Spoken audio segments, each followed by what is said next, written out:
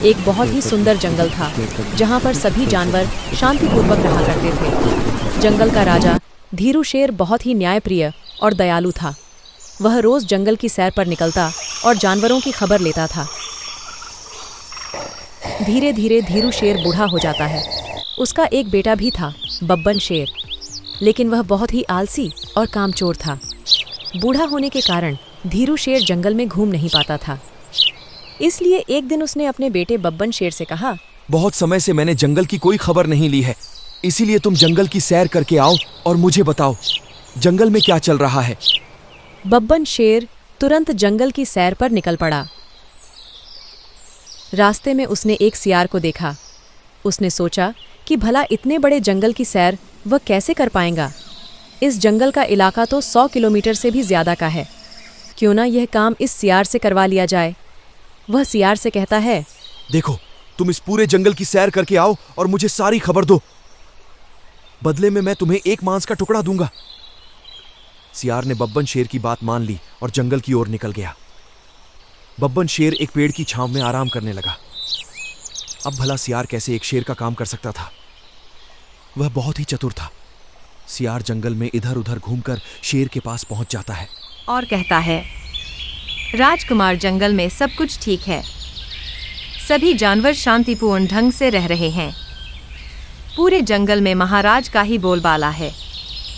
बब्बन शेर ने कहा, लेकिन तुमने इतनी जल्दी इतना बड़ा इलाका कैसे घूम लिया? राजकुमार, जंगल में मेरे कई मित्र हैं जिनकी मदद से मैंने यह काम जल्दी समाप्त कर लिया। अरे वाह, यह तो बहुत अच्छी बात है। अब से तुम ही मेरे लिए यह काम किया करोगे। बदले में तुम्हें एक शिकार मिल जाया करेगा। सियार ने कहा, जय हो राजकुमार, आपका दिमाग तो महाराज से भी अधिक तेज है। आप तो बहुत ही उत्तम राजा बनेंगे। कुछ समय तक ऐसा ही चलता रहा और फिर एक दिन धीरू शेर ने बब्बन शेर को जंगल का राजा बना दिया। राजा बनने के बाद बब्बन शेर और अधिक आलसी हो जाता है। वह शिकार करना बंद कर देता है और दूसरे शिकारी जानवरों से शिकार करवाता है। सभी जानवर उससे परेशान हो जाते हैं। दूसरी तरफ शेर की गैर मौजूदगी में लकड़बग्घे जंगल के एक बड़े इलाके पर कब्जा कर लेते हैं। लकड़बग्घों के बढ़ते शिकार के कारण बाकी शिकारी जानवर परेशान होने लगते हैं।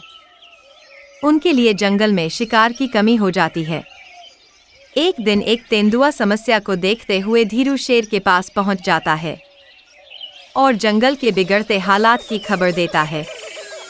महाराज, जंगल में लकड़बग्घों का आतंक इतना हो गया है कि हमारे लिए जंगल में शिकार करना दूभर हो गया है। वह हमारे जंगल के 20 किलोमीटर के इलाके में भी घुस रहे हैं। यह तुम क्या कह रहे हो? इस जंगल का इलाका तो 100 किलोमीटर से भी ज्यादा है। महाराज, वह बात तो बहुत पुरानी हो चुकी है। लकड़बग्घों ने उस पर तो बहुत पहले ही कब्जा कर लिया था। अब केवल इतना ही हिस्सा बचा है जितने में आप घूमते रहते हैं। इस जंगल में शेरों का नहीं, लकड़बग्घों का राज होने वाला है। यह सुनकर धीरू शेर को बहुत गुस्सा आता है। वह जोर की दहाड़ लगाता है और सीधे बब्बन शेर की गुफा की तरफ चल पड़ता है।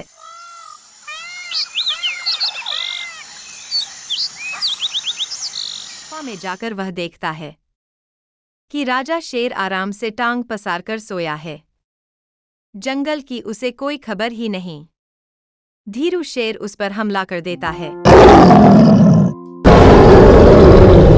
और उसे गुफा से बाहर लाकर पछाड़ फेंकता है। नालायक, क्या तुझे मैंने इसीलिए राजा बनाया था कि एक दिन इस जंगल पर लकड़बग्घे राज करें? माफ कीजिए पिताजी। एक सियार मुझे जंगल की खबर देता था। उसने कहा जंगल में सब कुछ ठीक है। बेवकूफ! अगर सियार एक शेर का काम कर सकता तो वह जंगल का राजा बन जाता। अपने जंगल की रक्षा करना तुम्हारा प्रथम कर्तव्य है। मेरे जैसे बूढ़े शेर ने भी तुम्हें तुम्हारी गुफा से बाहर निकालकर लापटका है। यदि कोई शेर इस इलाके पर कब्जा करने आ जाए तो तुम्हें यमलोक पहुंचा देगा। बब्बन शेर को अपनी गलती का एहसास होता है और वह आलस्य को त्याग देता है।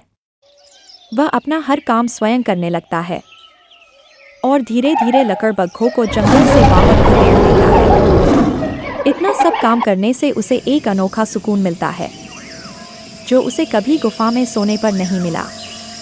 वह अपने लिए स्वयं शिकार करने लगता है और महीने अपने पूरे जंगल का चक्कर लगाता है।